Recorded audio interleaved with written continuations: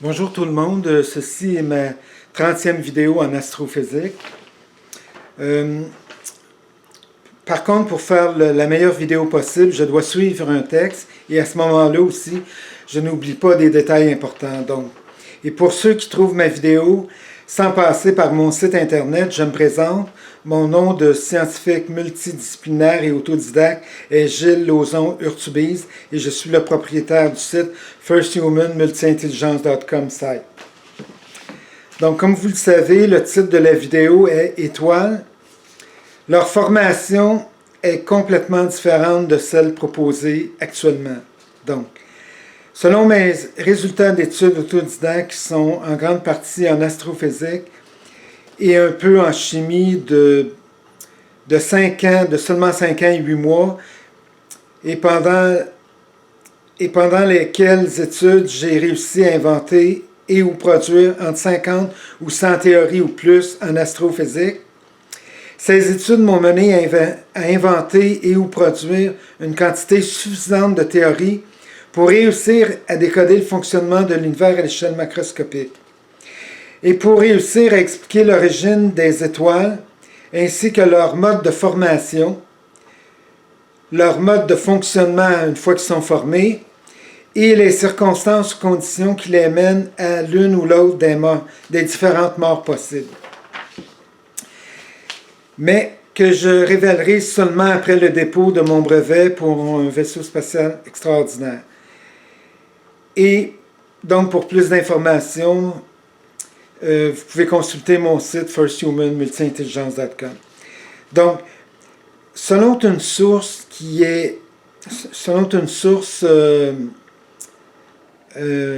respectable, qui est sur le site Wikipédia francophone, et qui est hypothèse de la nébuleuse, il est dit, bon, formation d'étoiles et de disques protoplanétaires. Bon, les étoiles se formeraient à l'intérieur de nuages géants d'hydrogène moléculaire froid. Ça, c'est tout à fait faux, mais bon, je continue.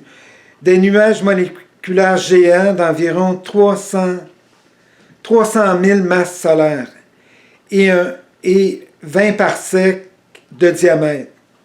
Au cours des millions d'années, les nuages moléculaires géants sont susceptibles de s'effondrer et de se fragmenter. Donc, s'effondrer par pensée magique. Je suis désolé, j'accepte pas la pensée magique. Donc, et de se fragmenter encore là par pensée magique. Non, je n'y crois pas. J'adhère pas à cette forme de pensée magique. Donc, je poursuis. Ces fragments forment alors de petits noyaux denses qui, avec le temps, formeront des étoiles. Par magie encore, bon.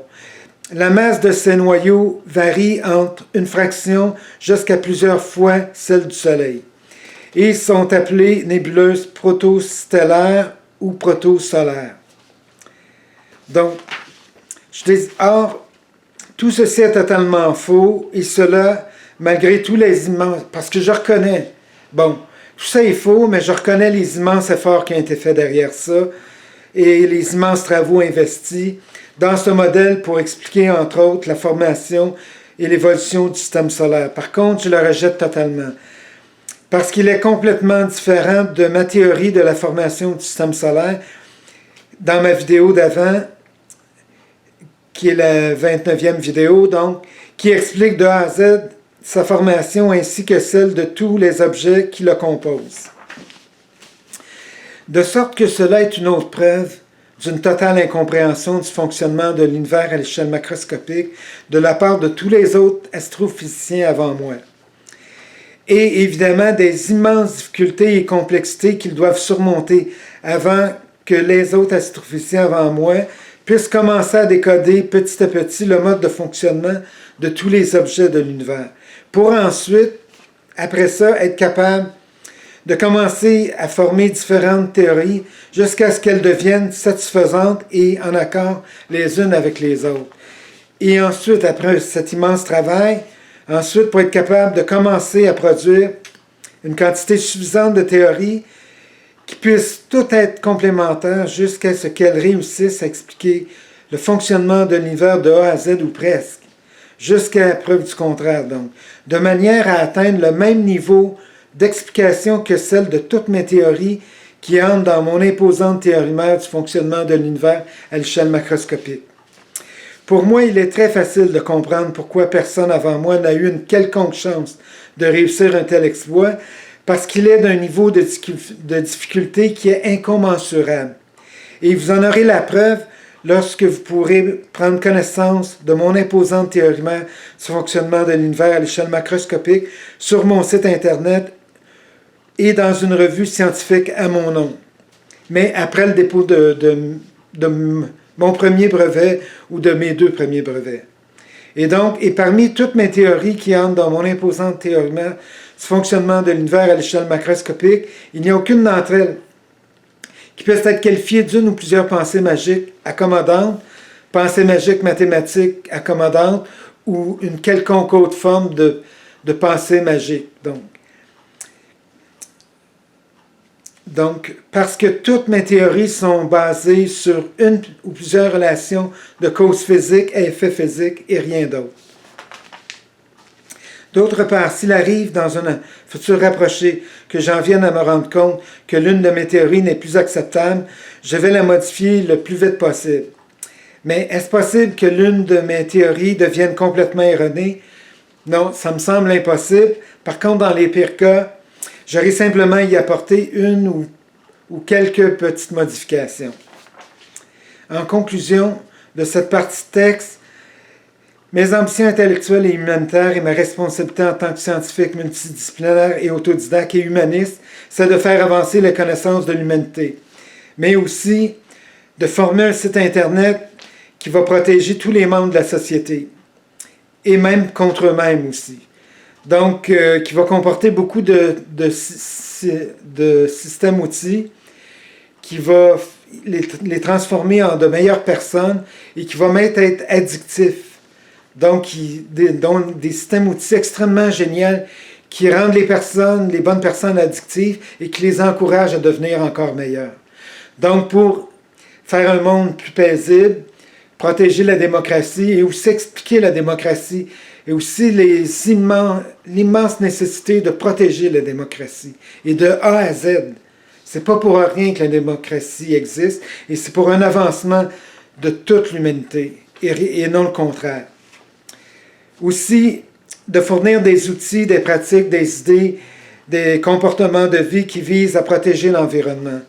Et aussi pour protéger tous les animaux de la nature, parce qu'en les protégeant, c'est nous aussi que nous protégeons, en plus d'une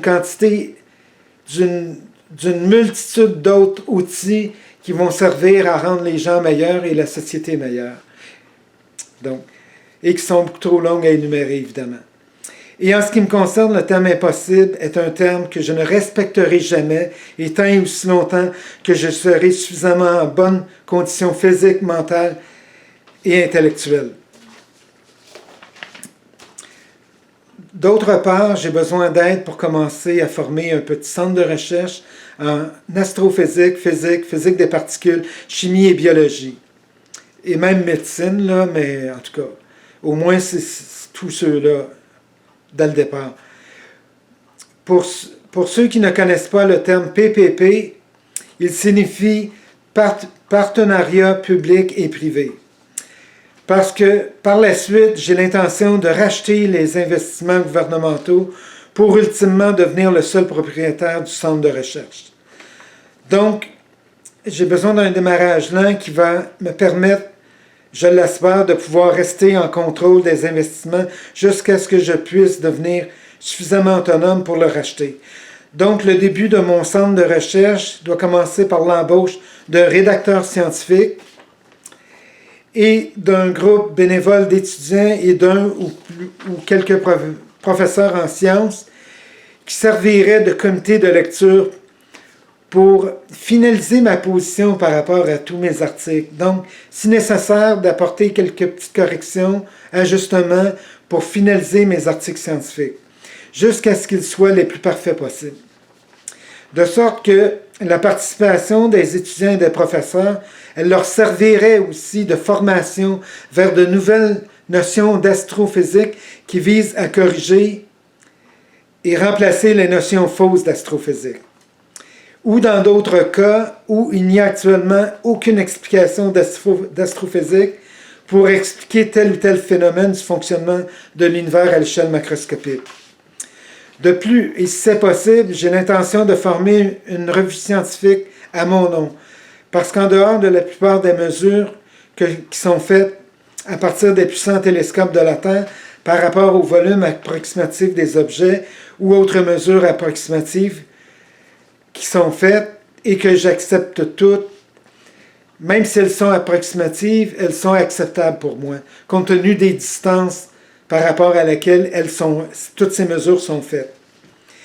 Donc, parce qu'en dehors de ça, la plupart des théories pour tenter d'expliquer partiellement le fonctionnement de l'univers à l'échelle macroscopique, elles sont presque toutes erronées. Et dans beaucoup de cas, il n'y a aucune théorie qui puisse expliquer tel ou tel phénomène. De sorte que, de ma part, j'ai un immense mur de petites briques qui sont toutes des théories qui entrent dans mon imposante théorie mère du fonctionnement de l'univers à l'échelle macroscopique. Et donc, je suis en mesure d'apporter toutes les notions valables en astrophysique, toutes les notions valables ou presque en astrophysique, pour remplacer toutes celles qui ne tiennent pas la route ou toutes celles qui sont manquantes. Donc. Et qui servent, entre autres, à expliquer de A à Z, ou presque, l'origine de tous les objets de l'univers, ainsi que leur mode de formation, leur mode de fonctionnement une fois qu'ils sont formés, les circonstances ou conditions qui les mènent à l'une ou l'autre des différentes morts possibles, et beaucoup d'autres choses particulières à chaque type d'objet. Mais tout cela sont des choses que je révélerai seulement après le dépôt de mon brevet pour mon vaisseau spatial extraordinaire. D'autre part, et environ un an après le début de mes études autodidactes en astrophysique, qui ont commencé, et un peu en chimie, et qui ont commencé en début février 2014, lorsque j'ai inventé, sans m'en rendre compte, sur le coup, mais le jour d'après, un appareil exceptionnel de première génération qui est capable de produire ma première technologie extraterrestre, gravitationnelle extraterrestre. À partir de ce moment-là, je me suis rendu compte que c'était extrêmement dommage pour moi d'être obligé de continuer à travailler seul, à cause de mon brevet que je devais continuer à conserver en secret. Parce que pendant les 6 dernières années et 2 mois environ, j'ai été obligé de travailler seul, mais maintenant ce n'est plus le cas. Parce que j'ai complété toutes les parties qui renferment mes inventions en astrophysique et mes inventions en mécanique physique pour la construction de mon vaisseau spatial extraordinaire de première génération, ainsi que celle de mon appareil exceptionnel de première génération qui est capable de produire mes 3 premières technologies gravitationnelles extraterrestres. Entre-temps, il est peut-être possible pour moi de décider de breveter mon appareil exceptionnel de 3e génération et qui est capable de produire les 10 technologies gravitationnelles extraterrestres beaucoup plus facilement que le premier pour mon vaisseau spatial extraordinaire d'une 3e génération.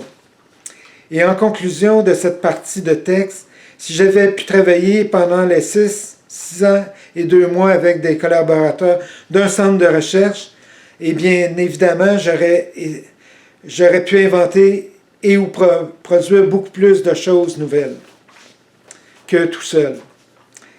Donc, merci d'avoir vu ma vidéo et bienvenue à ma prochaine vidéo qui va révéler mon opinion par rapport à un autre sujet extrêmement complexe de l'univers. Donc, merci et au revoir.